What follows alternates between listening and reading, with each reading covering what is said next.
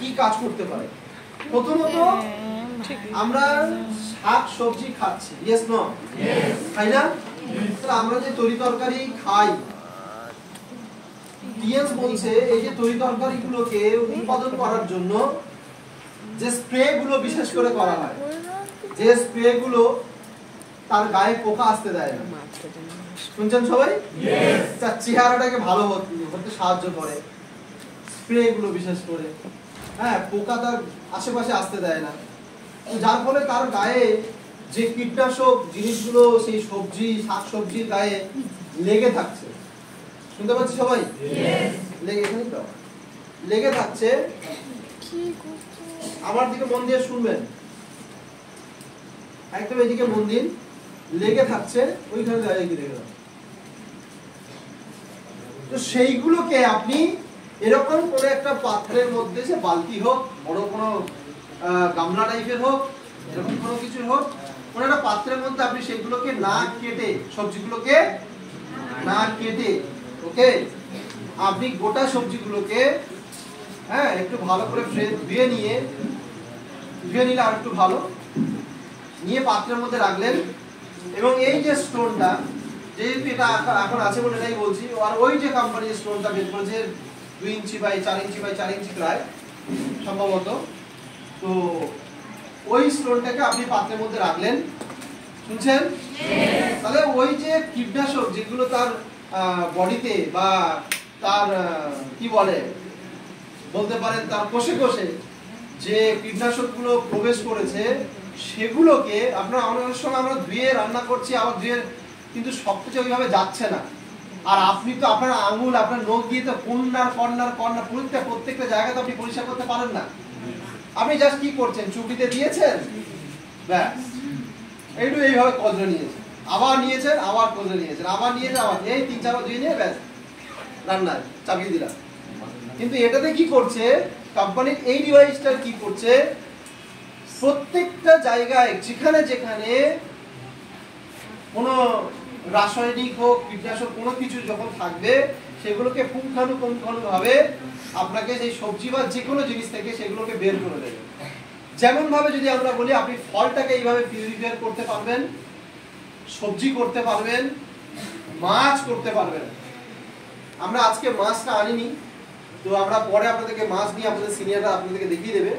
মাছ বলতে কোন মাছ, খুব ভয়ঙ্কর জিনিস আজকে শুনলে আপনি জাস্ট শুরু। রেডি তো সবাই? এক্সাইটেড?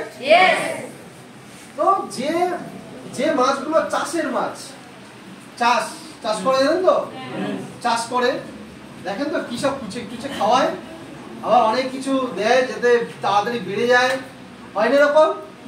বিশেষ করে মেট্রেজি রুইগুলো, হ্যাঁ, বিভিন্ন সামুদ্রিক মাছগুলোকে টাটকা রাখার জন্য, বা এমনি বিভিন্ন মাছগুলোকে দীর্ঘদিন স্টোরে রাখার জন্য, টাটকা রাখার জন্য, বরফেও কিন্তু অনেক সময় সব কাজ হয় না। ফরমালিন অ্যাসিড বলে এক ধরনের অ্যাসিড আছে, সেই অ্যাসিডটাকে দিয়ে ওই মাছগুলোকে টাটকা রাখা হয়, বডিটাকে পচতে দেয় না। ওই অ্যাসিডটা আবার মর্গে ব্যবহার করা হয়, যেখানে মৃতদেহকে রাখা হয়, কি শনাক্ত করে রাখা হয়, কিছু দিনের জন্য রাখা হয় ওইখানে, শুনছেন তো? তো ওইখানে ওইসব মর্গে তো কিন্তু ওই অ্যাসিড মাঝে মাঝে ব্যবহার করা, মাঝে মাঝে কি ম্যাক্সিমাম সময় ব্যবহার করা হয় লাশগুলোকে টাটকা রাখার জন্য। সেই জিনিসটাই আপনাকে কিন্তু ওই মাছগুলোকে টাটকা রাখার জন্য দীর্ঘদিন রাখা হয়।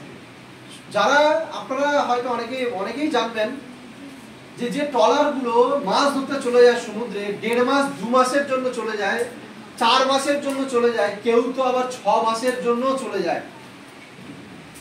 2-4 মাস 6 মাসের জন্য তার ট্রলার নিয়ে এসে চলে যাচ্ছে বঙ্গোপসাগরে, সেখানেই সে লড়াই করে জীবন বাজি রেখে এসে মাছ ধরছে। সেই মাছগুলোকে সে রাখছে, কিভাবে রাখছে, শুধু ওই বরফ জাগিয়ে নয়, বরফ দিয়ে নয়। তো এগুলো ওই ধরনের অ্যাসিডগুলো প্রয়োগ করে সেইগুলোকে টাটকা রাখা হচ্ছে, আর সেইগুলোই আমরা এনে বাজার থেকে কিনে আমরা খাচ্ছি। স্যার আমি তো ধুতলেই সব চলে যায় না। আজকের ডেটে আপনারা প্রোগ্রামে শুনেছেন যে সুস্থ থাকতে গেলে, দেখি মনে আছে কি, সুস্থ থাকতে গেলে একটা মানুষ শারীরিক দিক থেকে সুস্থ থাকতে গেলে কটা পদ মানতে হবে? কে বলছে 4টে, কে বলছে 5টা? কটা? 5টা। বলো তো কি কি? কি কি? শারীরিক দিক থেকে সুস্থ থাকতে গেলে আপনি নিজের বিবেককে জিজ্ঞেস করলেই বলে দেবে রোগ কেন হচ্ছে। এই 5টা কারণে হচ্ছে। ভেজাল খাচ্ছি, পুষ্টিকর খাবার পাচ্ছি না, ভেজাল আমরা খাচ্ছি, বিশুদ্ধ জল আমরা পাচ্ছি না, বিশুদ্ধ বাতাস আমরা পাচ্ছি না। কথা বোঝা গেল? ব্যায়ামটা তো নিজের কাছে, ব্যায়ামটা কেউ কাউকে করতে বাধা দিচ্ছে না, এটা নিজের কাছে, আপনি নিচে রাখুন। শুনছেন সবাই? তো ব্যায়ামের ব্যাপারটা ছেড়ে দিলাম। ঘুমটা আলাদা জিনিস, ঘুম কেউ কাউকে জোর করে আনতে পারে না। ঘুম একটা ন্যাচারাল ব্যাপার, অটোমেটিকলি আসবে। শরীর ব্যালেন্স থাকলে ঘুম ভালো হবে। দেখবেন অনেকে প্রচুর পরিশ্রম করে, সেই রাত্রে সে ঘুমাতে পারে না, তার মানে কি তার বডি ব্যালেন্স নেই। যতক্ষণ না বডি ব্যালেন্স আসবে ততক্ষণ পর্যন্ত আপনার ঘুম পাবে না।